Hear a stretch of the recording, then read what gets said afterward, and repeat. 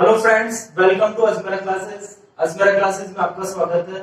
Friends, आज का हमारा टॉपिक है स्टैटिक मेंबर फंक्शन। आज हम स्टैटिक मेंबर फंक्शन के बारे में पढ़ेंगे।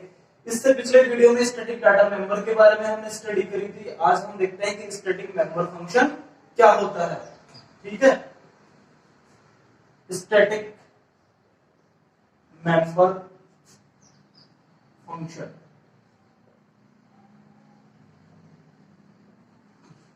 स्टूडेंट्स, क्लास का जो मेंबर फंक्शन होता है उसे यदि हम स्टैटिक कीवर्ड का यूज करके डिक्लेयर करते हैं तो इसे कहते हैं हम स्टैटिक मेंबर फंक्शन। जैसे मान लो हमारे पास में एक क्लास है, उसमें हम एक मेंबर फंक्शन डिक्लेयर कर रहे हैं तो स्टैटिक कीवर्ड का यूज करेंगे, स्टैटिक, फिर रिटर्न टाइप लिखेंगे जैसे वॉइड, ठीक है, और शो एक्स हमारा एक फंक्शन है। तो इस तरीके से हम स्टैटिक मेंबर फंक्शन को डिक्लेयर करते हैं। स्टैटिक मेंबर फंक्शन को डिक्लेयर करने के लिए स्टैटिक कीवर्ड का यूज किया जाता है। ठीक है, अब देखिए स्टूडेंट्स, स्टैटिक मेंबर फंक्शन होता क्या है। जो स्टैटिक मेंबर फंक्शन होता है वो किसी दूसरे स्टैटिक डाटा मेंबर या दूसरे स्टैटिक मेंबर फंक्शन को ही एक्सेस कर सकता है। तो जो स्टैटिक मेंबर फंक्शन होता है, it can access other static data member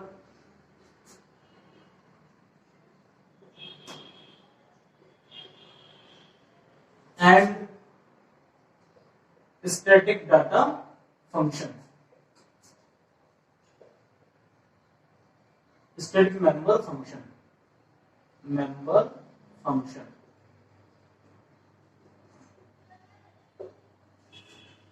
तो देखिए स्टूडेंट्स, स्टैटिक मेंबर फंक्शन जो होता है वो किसी दूसरे स्टैटिक डाटा मेंबर या स्टैटिक मेंबर फंक्शन को ही एक्सेस कर सकता है, किसी नॉर्मल वेरिएबल को एक्सेस नहीं कर सकता है।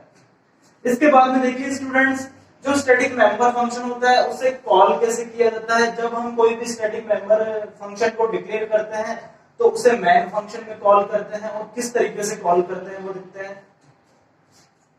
स्टैटिक मेंबर फंक्शन को कॉल करने के लिए हम क्लास का यूज करते हैं और स्कोप रिजोल्यूशन ऑपरेटर का यूज करते हैं। जैसे देखते हैं, जैसे हमारी क्लास है डाटा, ठीक है, इसके बाद में स्कोप रिजोल्यूशन ऑपरेटर का यूज करेंगे और स्टैटिक मेंबर फंक्शन का यूज करेंगे हम। जैसे स्टैटिक मेंबर फंक्शन क्या है हमारा, शो एक्स। तो इस तरीके से स्टूडेंट्स हम स्टैटिक मेंबर फंक्शन को कॉल कर सकते हैं। स्टैटिक मेंबर फंक्शन को ऑब्जेक्ट का यूज करके कॉल नहीं किया जाता है, स्टैटिक मेंबर फंक्शन को क्लास का यूज करके कॉल किया जाता है। ठीक है, क्योंकि ये ऑब्जेक्ट से रिलेटेड नहीं होता, ये क्लास से रिलेटेड होता है, इस कारण इसको कॉल करने के लिए हम क्लास का यूज करते हैं। इसके बाद में स्कोप रिजोल्यूशन ऑपरेटर का यूज करते हैं और इसके बाद में स्टैटिक मेंबर फंक्शन का नाम यहाँ पर लिखते हैं। ठीक है, तो इस तरीके से हम स्टैटिक मेंबर फंक्शन को कॉल कर सकते हैं। इसके बाद में देखते हैं स्टूडेंट्स कि स्टैटिक मेंबर फंक्शन का यूज करके हम एक प्रोग्राम बनाते हैं और इसे समझते हैं कि इसको प्रोग्राम के अंदर कैसे यूज किया जाता है। तो देखते हैं,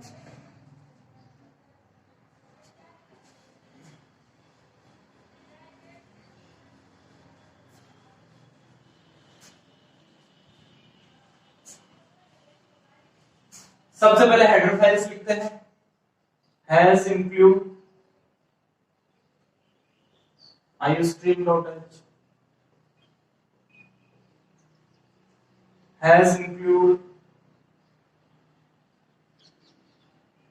conio.h।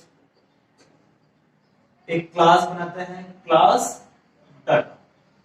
ठीक है, इसके बाद में स्टूडेंट्स अब हम इसमें कुछ वेरिएबल्स डिक्लेयर करते हैं। जैसे सबसे पहले एक स्टैटिक डाटा मेंबर डिक्लेयर करते हैं, स्टैटिक इंटीजर एक्स। सबसे पहले हमने क्या किया, एक स्टैटिक मेंबर वेरिएबल डिक्लेयर किया। इसके बाद में एक नॉर्मल वेरिएबल डिक्लेयर करते हैं, जैसे इंटीजर में y। इसके बाद में स्टूडेंट्स पब्लिक सेक्शन में हम एक स्टैटिक मेंबर फंक्शन या एक नॉर्मल फंक्शन को डिफाइन करते हैं। रिटर्न टाइप है void और get xy, फंक्शन का नेम है गेट एक्स वाई। ठीक है, एक आर्ग्यूमेंट ले लेते हैं इंटीजर डाटा टाइप में a, और देखिए y इक्वल टू a और x प्लस प्लस, और इस फंक्शन को यहां पर क्लोज कर देते हैं। देखिए स्टूडेंट्स, हमने क्या किया, एक सबसे पहले एक क्लास बनाई डाटा, और इसमें एक स्टैटिक वेरिएबल डिक्लेयर किया है, स्टैटिक डाटा मेंबर डिक्लेयर किया है इंटीजर डाटा टाइप में x। इसके बाद में एक नॉर्मल वेरिएबल डिक्लेयर किया है y। इसके बाद में पब्लिक सेक्शन में हम गेट xy फंक्शन लेते हैं, इसमें एक आर्गुमेंट है a, और ये a किसमें स्टोर हो जाएगा y में, और हम यहाँ पर x प्लस प्लस कर देंगे, मतलब जो स्टैटिक वेरिएबल है उसमें इंक्रीमेंट कर देंगे। इसके बाद में देखिए स्टूडेंट्स, एक फंक्शन ले लेते हैं हम शो y फंक्शन, तो रिटर्न टाइप हो गया हमारा वाइट। इसके बाद में फंक्शन नेम हो गया शो y। ठीक है, और y की वैल्यू को कर देते हैं प्रिंट, तो सी आउट y इक्वल टू और y। तो इस फंक्शन के थ्रू हम जो y वेरिएबल है इसकी वैल्यू को क्या करेंगे, प्रिंट करेंगे। इसके बाद में देखते हैं स्टूडेंट्स, प्रोग्राम को आगे कंटिन्यू करते हैं। इसके बाद में देखिए अब हम क्या करेंगे, एक स्टैटिक मेंबर फंक्शन डिफाइन करते हैं, यहाँ पर एक स्टैटिक मेंबर फंक्शन का यूज करते हैं। और स्टैटिक मेंबर फंक्शन कैसे यूज करते हैं, इसके लिए हम स्टैटिक कीवर्ड का यूज करते हैं। तो स्टैटिक, ठीक है, इसके बाद में जो फंक्शन का नाम होगा वो ले लेते हैं हम show x, cout x equal to और x। इसके बाद में फंक्शन को क्लोज कर देते हैं। स्टूडेंट्स, जो स्टैटिक मेंबर फंक्शन होता है, स्टैटिक void, ठीक है, जो स्टैटिक मेंबर फंक्शन होता है उसे हम स्टैटिक कीवर्ड का यूज करके डिफाइन करते हैं। ठीक है, तो देखिए इसके बाद में हम क्लास को क्लोज कर देते हैं, और यहां पर हम एक स्टैटिक वेरिएबल डिक्लेयर किया था। जो भी स्टैटिक वेरिएबल होता है उसे क्लास के अंदर डिक्लेयर करते हैं, और उसके बाद में क्लास के बाहर इसे क्या किया जाता है, डिफाइन किया जाता है। तो इसे डिफाइन करते हैं, इंटीजर इसका डाटा टाइप हो गया, क्लास का नेम है डाटा, स्कोप रिजोल्यूशन और x। इसके बाद में मैन फंक्शन पर आते हैं, void मैन, और क्लास के ऑब्जेक्ट्स डिक्लेयर करते हैं।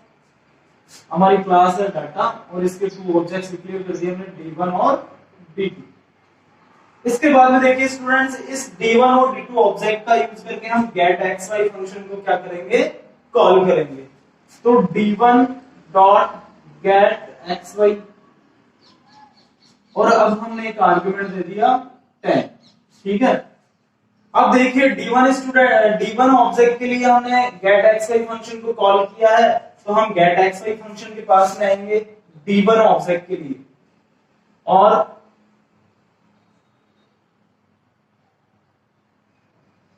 जो 10 है वो किसमें स्टोर हो जाएगा, एक के अंदर स्टोर हो जाएगा। इसके बाद में a से a की वैल्यू किसमें स्टोर हो जाएगी, y के अंदर, तो y की वैल्यू कितनी हो जाएगी, 10 हो जाएगी। स्टूडेंट, स्टैटिक मेंबर वेरिएबल या स्टैटिक डाटा मेंबर होता है, उसकी इनिशियल वैल्यू 0 रहती है। यहाँ पर हमने एक स्टैटिक डाटा मेंबर डिक्लेयर किया है x, तो इसकी इनिशियल वैल्यू क्या रहती है, 0 रहती है। जब क्लास का ऑब्जेक्ट डिक्लेयर करते हैं, जब क्लास का फर्स्ट ऑब्जेक्ट डिक्लेयर करते हैं, तो स्टैटिक वेरिएबल की इनिशियल वैल्यू क्या हो जाती है, 0 हो जाती है। अब हमने x प्लस प्लस किया, तो x की वैल्यू 0 से कितनी हो जाएगी, 1 हो जाएगी। तो अब हमारे पास में x की वैल्यू है 1। इसके बाद में स्टूडेंट देखिए d2 dot gate xy, d2 object के लिए हम xy गेट xy फंक्शन को कॉल करेंगे। तो d2 ऑब्जेक्ट के लिए यहां पर आएंगे हम, और 20 a में स्टोर हो जाएगा, और ये 20 a से y के अंदर स्टोर हो जाएगा, और फिर x प्लस प्लस कर देंगे, तो x की वैल्यू पहले क्या थी, 1 थी और अब 1 से कितनी हो जाएगी 2 हो जाएगी। तो x की वैल्यू हो गई हमारी 2। इसके बाद में स्टूडेंट्स देखिए अब हम करते हैं इस शो y फंक्शन को कॉल। तो d1 dot show y function, show y function को d1 ऑब्जेक्ट के थ्रू कॉल किया तो y इक्वल टू, ठीक है, और d1 ऑब्जेक्ट के लिए y की वैल्यू क्या थी, यहाँ पर 10 थी, यहां से हमने 10 पास किया था तो वैल्यू क्या प्रिंट होगी y इक्वल टू 10। देखिए d1 ऑब्जेक्ट के लिए गेट xy में आर्गुमेंट दिया था हमने 10 और ये 10 किस में स्टोर हुआ था a के अंदर। d1 ऑब्जेक्ट के लिए 10 स्टोर हुआ था और d2 ऑब्जेक्ट के लिए क्या स्टोर हुआ था 20। तो y की वैल्यू क्या है, d1 ऑब्जेक्ट के लिए 10 है। तो अब इसका आउटपुट प्रिंट कर देते हैं हम यहां पर, आउटपुट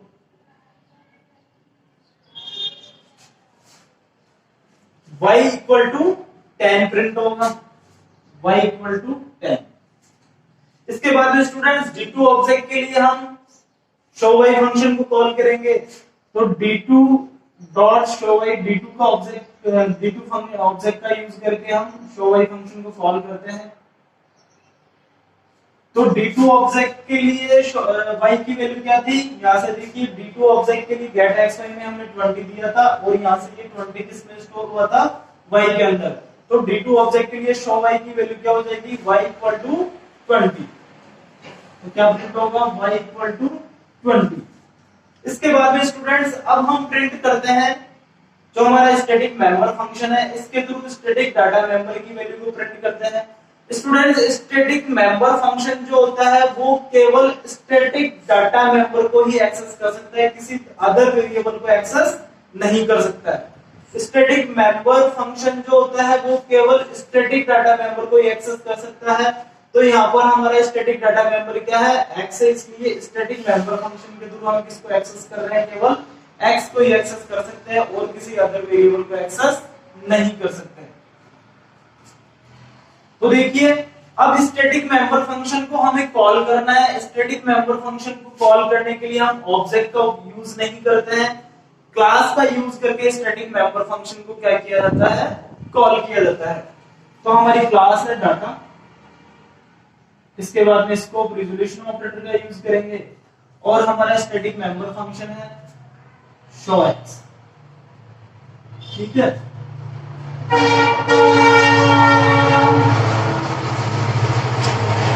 स्टैटिक मेंबर फंक्शन के पास आएंगे x equal to static member function की वैल्यू क्या हो गई थी लास्ट टाइम 2 हो गई थी, सबसे पहले 0 थी, 0 से फिर 1 हो गई थी और 1 से क्या हो गई थी 2। तो x की वैल्यू क्या प्रिंट होगी x equal to 2, x equal to 2 print हो जाएगा।